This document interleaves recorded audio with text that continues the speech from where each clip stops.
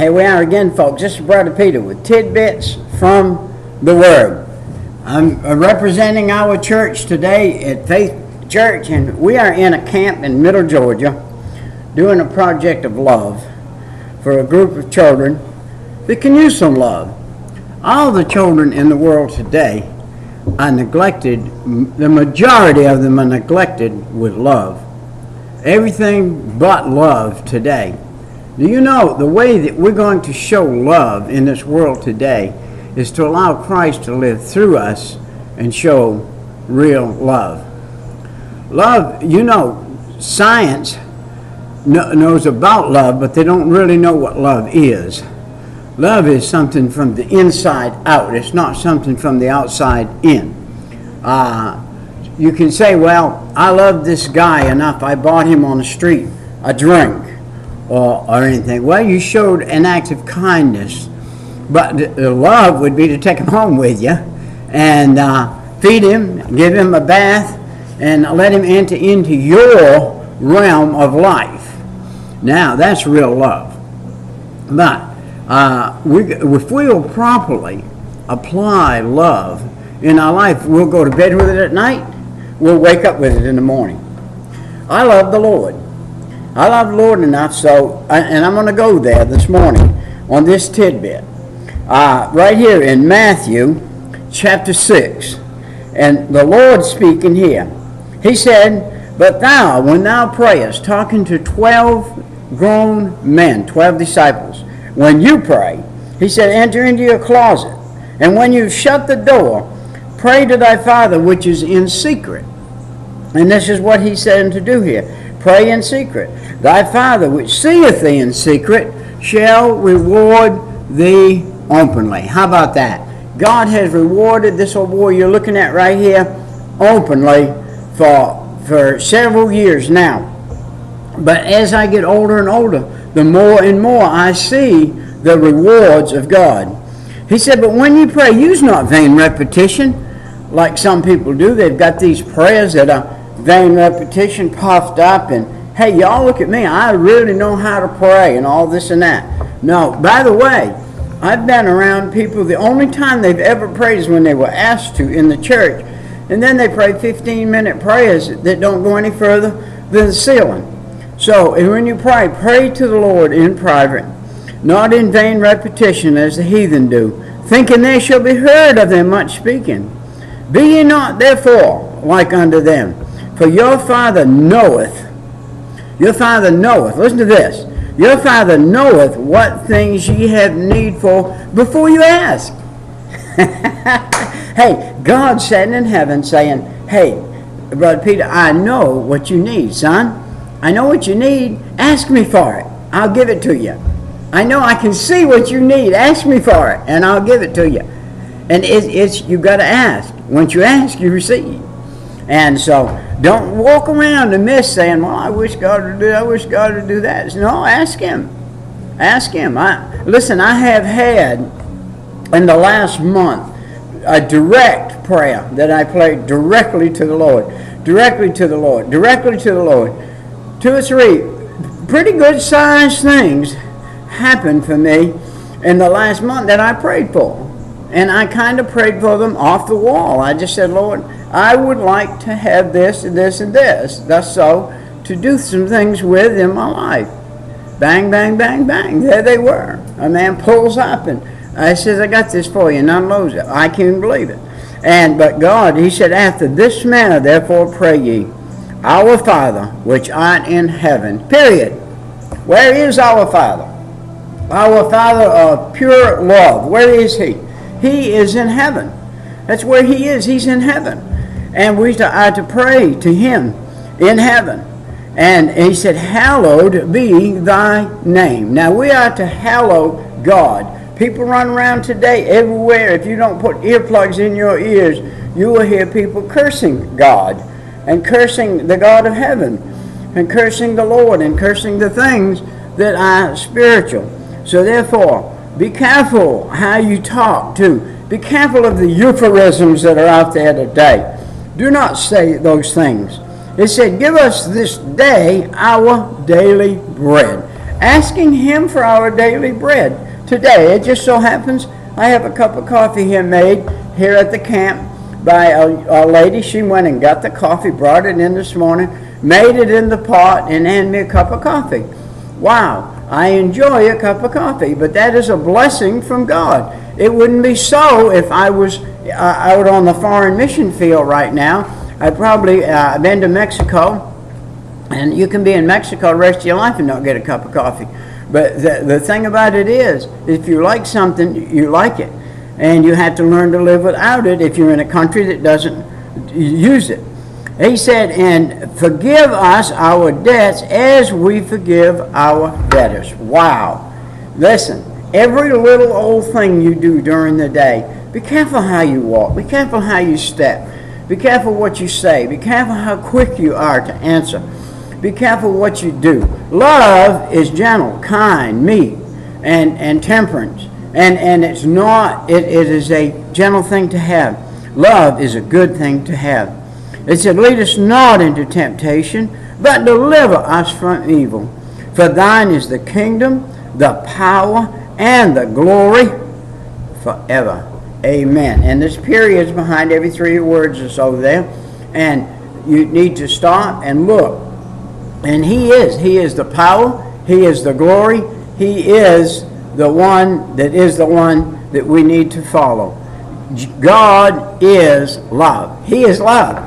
He is such love that He gave His only begotten Son, that whosoever believeth in Him should not perish, but have everlasting life. We had 3 boys yesterday, 8, 10, and 11 years old, get saved yesterday. Ask Jesus, forgive them all their sin, come in the heart, save their soul. And immediately wanted to believe His baptism. Well, you know something? I love true salvation. True salvation, I got true salvation at the age of 30. I was an alcoholic, a drunk, and I asked the Lord to save me, and He did. And when He did, immediately in my mind, I wanted to believe His baptism. I went to a church the next day, and I said to the preacher, and I said it out of my mind. I never heard of it before. I want believers' baptism, that I've already believed now. And because I believed, it's like this ring I have on my finger that I put on there. When I said, that man said to me, do you take this woman to be your lawful wedded wife? I said, I do. And I have a bare finger. And when I said I do, he said, you may put the ring on now. That's what baptism is. It's putting the ring on after you're saved. Ask the Lord Jesus Christ to save your soul, come into your heart, and then you're willing to go out and be put in underneath the water. And it's a symbol of the death, the burial, and the resurrection. Now, when I put this ring on my finger, I said, I pledge all of my human love to this one woman. No other woman can enter into the picture. Not then, not now, not ever. That one woman I pledged my love to. Now, when you get saved and say, Jesus, come into my heart and save my soul, you pledge your love to Jesus. That means you can't serve the devil anymore. You can't serve the entities of the devil. You can't serve lying, stealing, cheating, falsehoods. All those things, you cannot serve those anymore. They have got to be put away out of your life. And now you have to come to the place to where you follow Jesus. Wow. Yeah, hospitality is part of what love is. Hospitality. And the treatment of others that you do is the very important thing. How you treat another with love. And look, love would heal everything on this earth if everybody all of a sudden got saved and got to love Him like Christ did, was willing to lay His life down. You know, we hold on to our pennies sometimes. We hold on to our quarters, our dollars, and we don't want to take them out of our pocket and give them to somebody. Our preacher last Sunday hit on that. You're walking by a man and you know he could use a hamburger real bad, and you'll buy a Wendy's where you can buy $1 hamburger. Do you say, mister, are you hungry? And if he says yes, say, let's walk over here to the window and I'll get you a hamburger. And you take your last $1.25 and buy the man a hamburger, and then you walk away with no money in your pocket Can you do that? If you can do that, then you can prove that you do love. Do you know there's a good chance that before you get to the corner of the street, that a $5 bill will blow up against your feet? There's a good chance of that. Hey, I've had all of these things happen in my life. Where love is, there God is. True love. Where true love is, God is there. I'm not talking about sexual, sensual love. I'm talking about loving somebody in spite of everything. In spite of everything.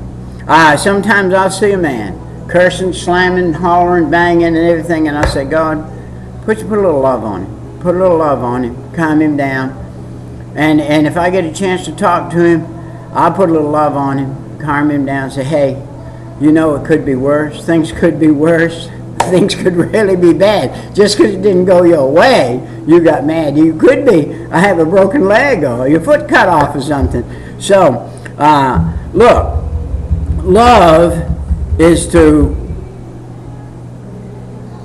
the word would be virtually know. Really know it. Really know it. Really have it in you. You got to have love in you in order to put love out of you. You can't put love out of you if you don't have love in you. Real friends. I think of Job. Real friends are not like those that Job had. You know, Job was a righteous man. And so there were some things. You know, you can give without loving. But if you love when you give, people know the difference. They know the difference. And love works. I know there's a saying out here today. It's kind of a worldly saying. Love works. Well, love does work. Love takes the quarrel out of a quarrel. Love takes the quarrel out of a quarrel. I've been married like 51 years, and sometimes I have to keep my mouth shut. My wife says something to me, or I say something to her, she keeps her mouth shut. Because we love each other. But you know, it's possible to say things that aren't really fully loving to each other. And so we need to be careful. We need to open the door of our human heart and our heart, spiritual heart, to everybody we know and see. We need to open the door to them and shed our love on them. The light of love shed on a friendship makes that friendship be prosperous. Makes that friendship be good. Hey, some of the friends I have, people say, he's your friend? I say, yeah. I say, well, man, he's kind of a rough guy, isn't he? I say, yeah. He needs somebody like me in his life who'll love him. He calls me up when he has a problem. He calls me up when he has something. And I help him out. And he shows up at the house, some of these guys do, in the morning, 3 o'clock, wanting to borrow enough money to get some gas to go do something.